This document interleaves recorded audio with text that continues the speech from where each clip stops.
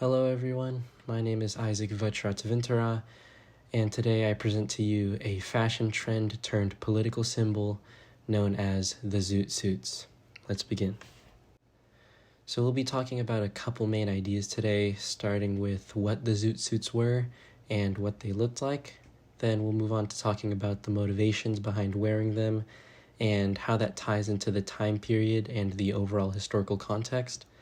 And finally, we'll discuss how the Zoot suits became a target for racial discrimination and eventually gruesome violence, with my last slide being my sources. Alright, so let's first talk about what they are. So the Zoot suits were, as the name suggests, suits, but they had some unique alterations and details that really set them apart from the well-fitting formal three-piece suit that you'd typically see today.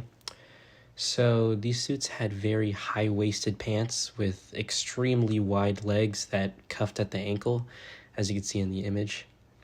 They also had a long, wide coat that would usually reach well down the thigh. And with these large coats came wide padded shoulders, of course, and wide lapels. And now, although the suits came in all different variations, like adding hats or ties or open-collared shirts, they all had one common trait, which was being very, very baggy. So now let's look at some of the factors that played into what the Zoot suit was. So firstly, a big reason as to why the suits were so baggy was because many Black and Mexican-American men at the time didn't have access to tailors. So a lot of the alterations that you see were done at home from hand-me-downs or after buying suits in retail stores in larger sizes.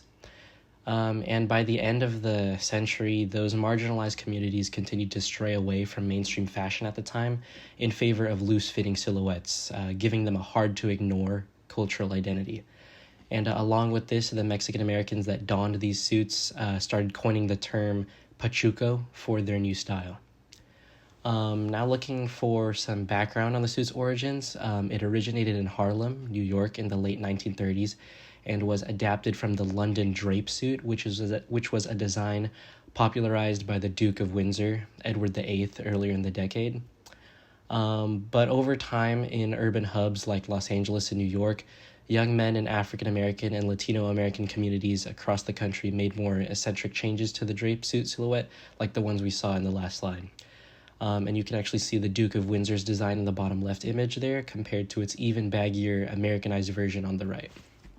Now, there are many reasons as to why the Zoot suits became a target for conflict, but I've narrowed them down to the two most significant ones.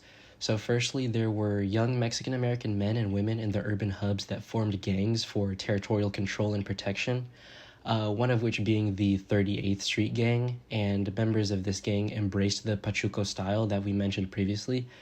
And unfortunately, this led to Zoot suit and Pachuco becoming shorthand for gang in some communities. So secondly, wartime rationing regulations basically banned Zoot suits because they supposedly wasted fabric. So a combination of patriotism and racism motivated white soldiers to denounce Mexican-American Zoot suit wearers as slackers and hoodlums. So by restricting the Mexican Americans' ability to wear these suits, seemingly because of wartime rationing, it reveals to us a form of systemic racism within the suppression of cultural practices. And by painting these suits as wasteful and against the country's war efforts, those in power deliberately misconstrued them as anti-American rather than the new cultural identity that they were. Now let's talk about the conflicts that arose because of this. So by this time, tensions between the war supporting mostly white Americans and Mexican-American Zoot suit wearers were worsening by the day. And on May 31st, 1943, a fight had broken out between 12 sailors and a group of Mexican-American Zoot suit wearers. And after this fight, 50 sailors, in fact, grouped up and walked into downtown Los Angeles with concealed weapons on the hunt for Zoot suit wearers. And these sailors would find and drag Zoot suit wearing Mexican Americans out of their homes and cars, beat them to a pulp, and almost ritualistically tear off their clothes. And for the sailors, the line distinguishing typical Mexican Americans and those with the Zoot suits began to blur the longer they continued to wreak havoc. So Mexican Americans, regardless of whether they had on a Zoot suit or not, were being beat and thrown into the street.